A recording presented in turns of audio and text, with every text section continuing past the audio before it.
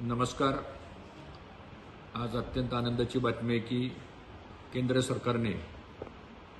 5.5 lakh metric ton जे बी heavy molasses या देशातल्या साखर कारखान्यामध्ये जे अडकून पडलं होतं आणि त्याला बंदी आली होती आणि ती बंदी उठवावी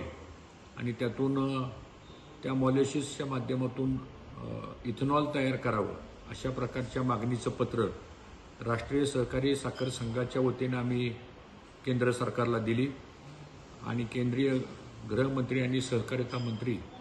आदरणीय अमित शाह साहेबांच्या माध्यमातून आज ह्याला केंद्र सरकारने मान्यता दिलेली आहे आणि यामध्ये जवळपास 550 कोटी रुपये जे अडकले होते त्यातून आता